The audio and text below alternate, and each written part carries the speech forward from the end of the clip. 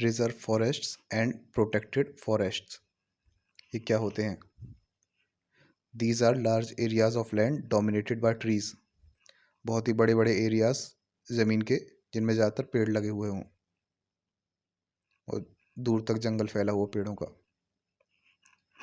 They are declared as such by state government but land rights are owned by central government. इनका declaration कि ये area अब protected forest है या फिर यह एरिया एक रिजर्व फॉरेस्ट है, इसका डिक्लेरेशन तो स्टेट गवर्नमेंट करती है, लेकिन उस ज़मीन का राइट जो है वो क्या कहते हैं, सेंट्रल गवर्नमेंट के पास होता है। रिजर्व फॉरेस्ट जो है इंडियन फॉरेस्ट एक्ट के चैप्टर 2 में है, मेंशन्ड है, और प्रोटेक्टेड फॉरेस्ट चैप्टर 4 में। रिजर्व फॉरेस्ट में एक्टिविटीज़ जैसे ग्रेजिंग, चरना वगैरह, हंटिंग वगैरह, शिकार वगैरह ये ज़्यादातर बैंड है, unless permission granted for any particular reason, या फिर किसी पर्टिकुलर रीज़न के लिए अगर परमिशन दी हो तभी अलाउड है, वरना ये जनरली बैंड माने जाते हैं। बैंड ज़्यादातर एक्टिविटीज़ बैंड मानी जाएंगी। और प्रोटेक्टेड फॉरेस्ट में ज़्यादातर ये एक्टिविटीज़ अलाउड हैं जब तक कि स्पेसिफिकली बैन न की जाएँ। ये ज़्यादातर अलाउड हैं जब तक कि स्पेसिफिकली बैन न की जाएँ। फॉरेस्ट लैंड और वेस्ट लैंड, कोई जंगल का एरिया हो या कोई वेस्ट लैंड हो जो कि गवर्नमेंट प्रॉपर्टी हो, प्राइवेट प्रॉपर्टी ना हो, और जिसको रिजर्व फॉरेस्ट घोषित ना किया गया हो, उसको प्रोटेक्टेड फॉरेस्ट घोषित किया जा सकता है। ठीक है, तो प्रोटेक्टेड फॉरेस्ट कौन सा होता है? जो कि गवर्नमेंट प्रॉपर्टी हो, कोई भी फॉरेस्ट लैंड हो या फिर कोई वेस्ट लैंड हो जो कि गवर्नमेंट की प्रॉपर्टी हो और जो कि रिजर्व फॉरेस्ट डिक्लेयर ना किया गया हो, वह प्रोटेक्टेड फॉरेस्ट डिक्लेयर किया जा सकता है। और गवर्नमेंट चाहे तो किसी भी प्रोटेक्टेड फॉरेस्ट को रिजर्व फॉरेस्ट भी घोषित कर सकती है। मान लो कोई प्रोटेक्टेड फॉरेस्ट है पहले से, उसको रिजर्व फॉरेस्ट की कैटेगरी में डाल दिया जाएगा, जहाँ पे और ज़्यादा रेस्ट्रिक्शंस हो जाएंगे एक्टिविटीज़ पर। प्रोटेक्टेड फॉरेस्ट को अपग्रेड भी किया जा सकता है बाद में वाइल्ड लाइफ सेंचुरी के तौर पे, और उसके बाद उन वाइल्ड लाइफ सेंचुरी को नेशनल पार्क के तौर पे अपग्रेड किया जा सकता है। जब ऐसा अपग्रेडेशन हो जाएगा तो गवर्नमेंट की फंडिंग भी ज़्यादा हो जाएगी और उस एरिया का प्रोटेक्शन भी ज़्यादा बढ़ जाएगी। वहाँ पर ज़्यादातर एक्टिविटीज़ पे बैन हो जाएगा उस एरिया को प्रोटेक्ट करने के लिए।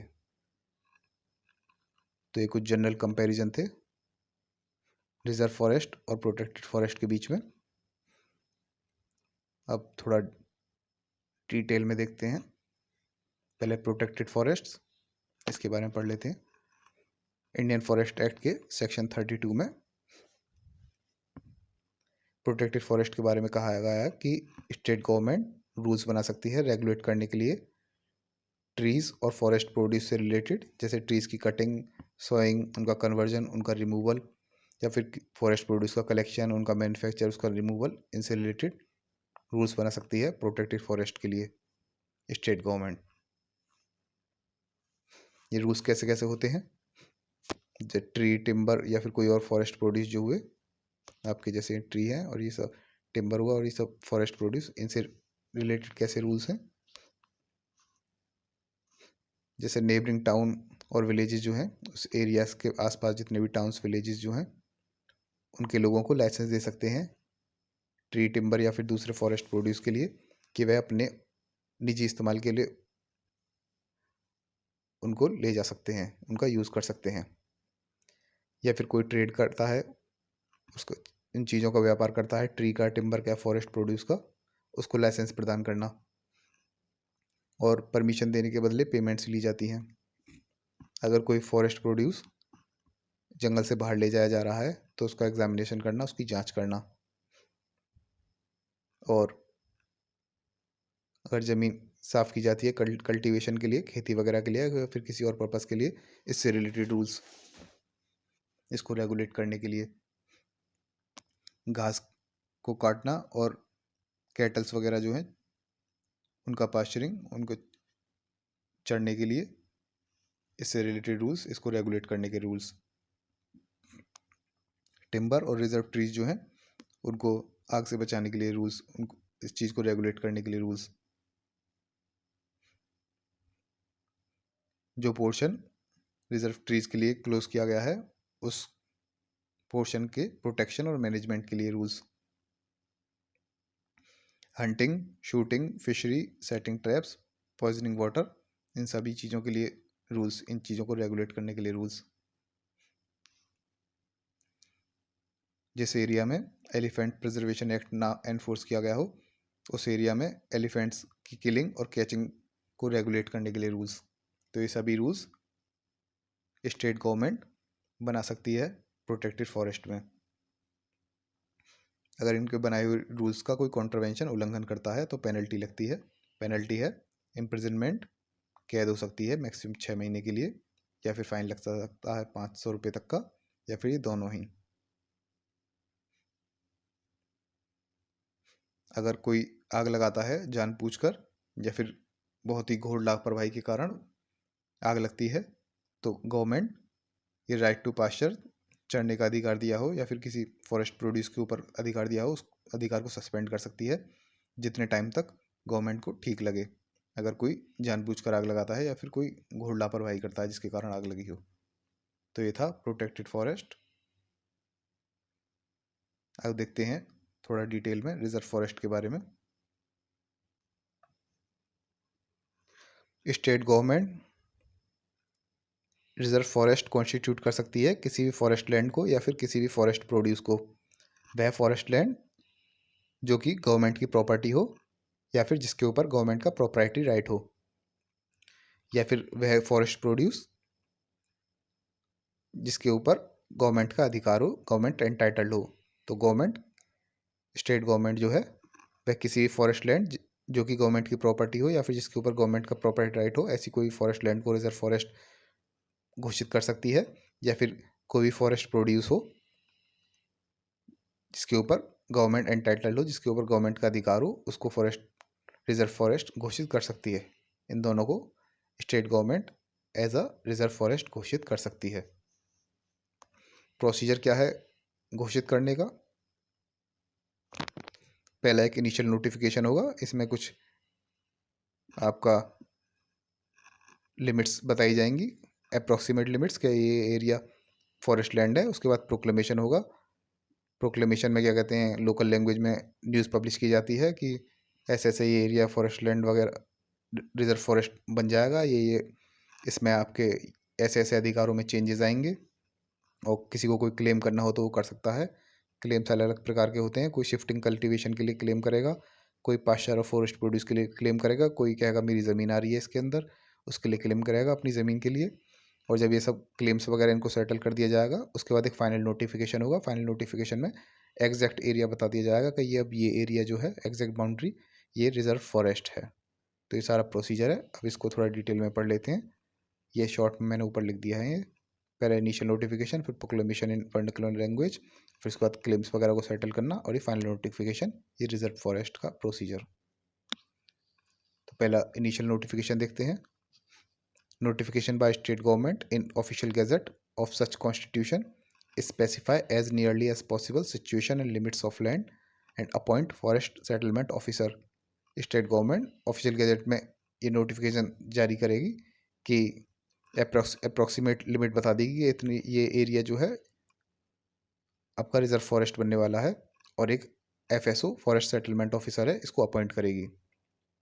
नोटिफिकेशन के बाद जैसे ही नोटिफिकेशन जारी होगा, तभी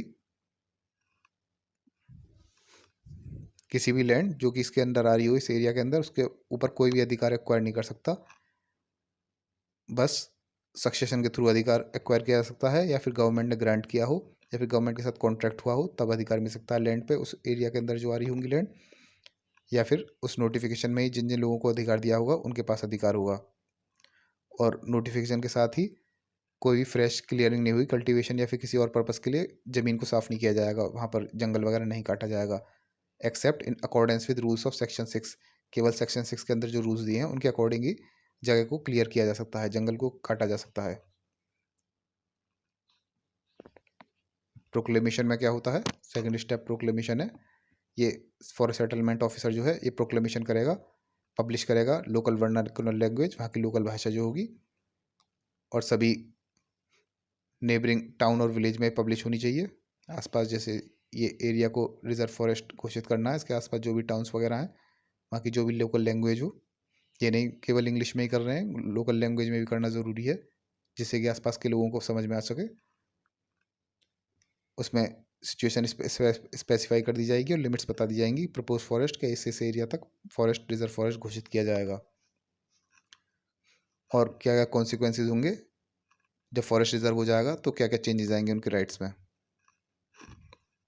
और कम से कम 3 महीने का टाइम दिया जाएगा। अगर कोई व्यक्ति किसी अधिकार के लिए क्लेम करता है, या तो उसे व्यक्ति को रिटन नोटिस देना पड़ेगा एफएसओ को, या फिर एफएसओ के सामने अपीयर होना पड़ेगा। एफएसओ ऐसे सारी क्लेम्स की इंक्वायरी करेगा। अगर कोई अधिकार मांग रहा है किसी चीज़ के लिए, लैंड के लिए, पास्चर वगैरह के लिए, कल्टीवेशन के लिए, उसको इंक्वायर वगैरह करेगा। और जब इंक्वायरी कर रहा होगा उसके पास सिविल कोर्ट की पावर होगी उस इंक्वायरी के दौरान। क्लेम्स किस किस तरह के होते हैं?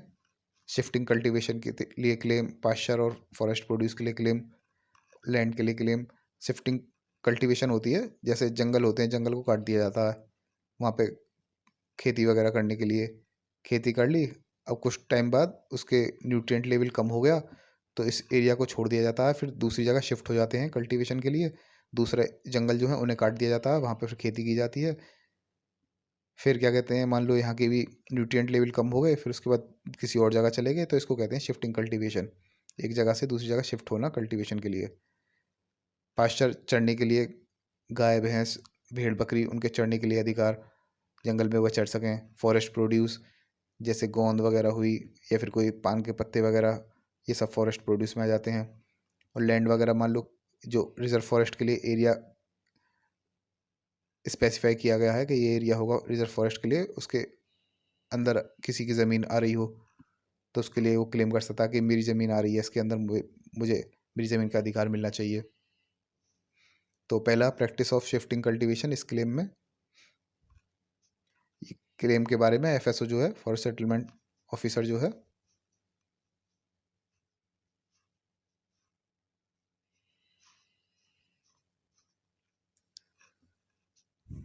स्टेट गवर्नमेंट को इस क्लेम की सारी डिटेल्स भेजेगा।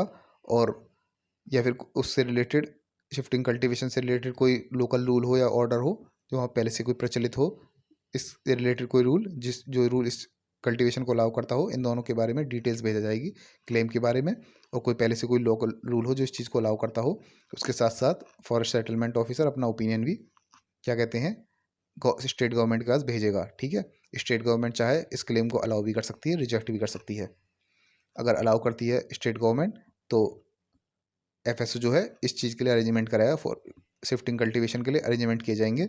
या तो क्या कहते हैं, आपका लैंड अलॉट कर दी जाएगी कि इस लैंड में आप कल्टीवेशन कर सकते हैं, शिफ्टिंग कल्टीवेशन, और उसके ऊपर कंडीशंस भी लगाई जाएंगी। ये नहीं क्या कहते हैं कैसे भी कर लो, कुछ कंडीशंस भी होंगी।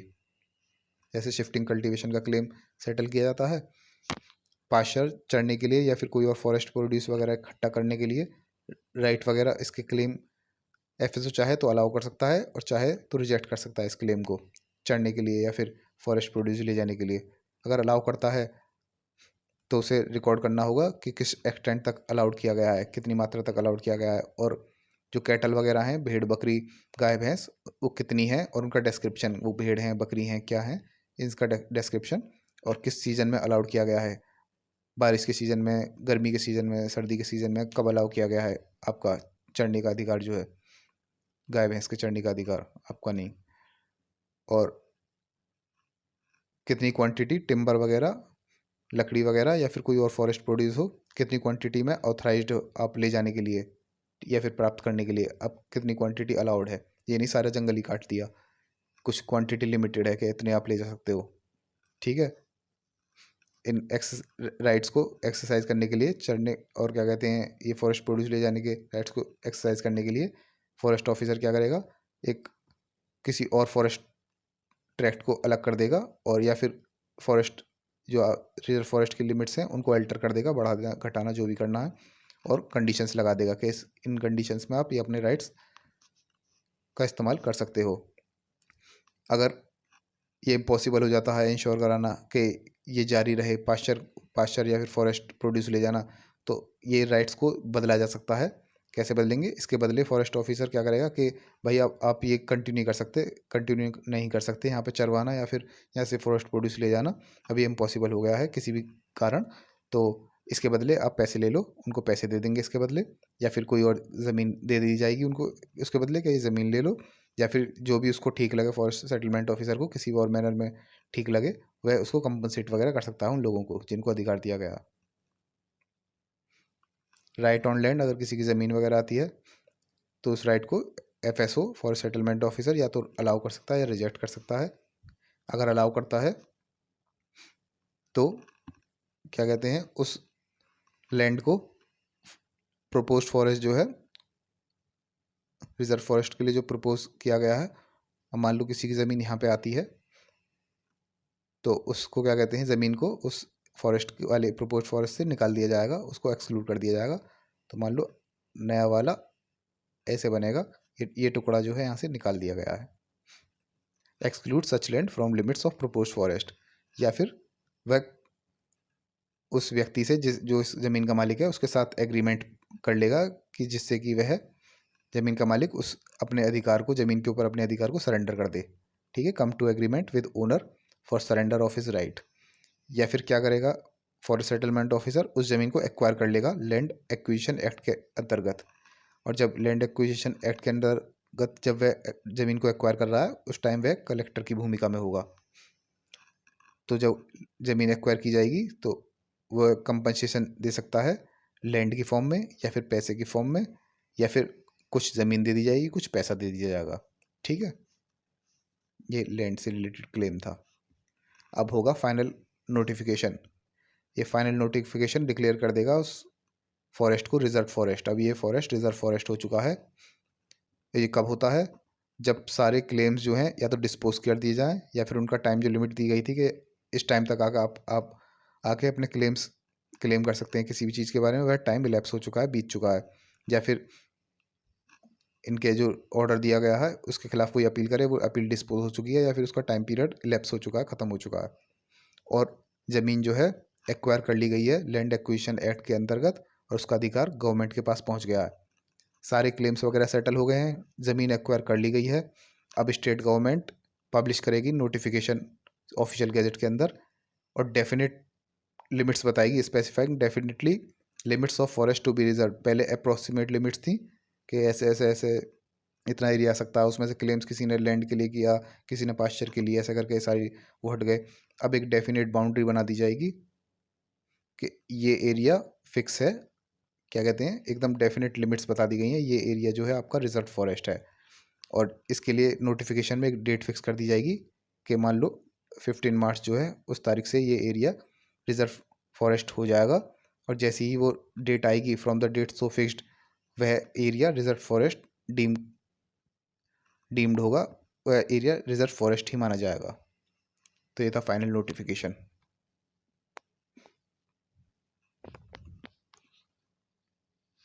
आपके प्रोटेक्टेड फॉरेस्ट और रिजर्व फॉरेस्ट हो गए। रिवीजन के लिए ये PDF चाहिए तो इसका लिंक डिस्क्रिप्शन बॉक्स या फिर कमेंट बॉक्स में डाल देंगे, वहाँ से ले सकते हैं और इंटरेस्टेड हो तो।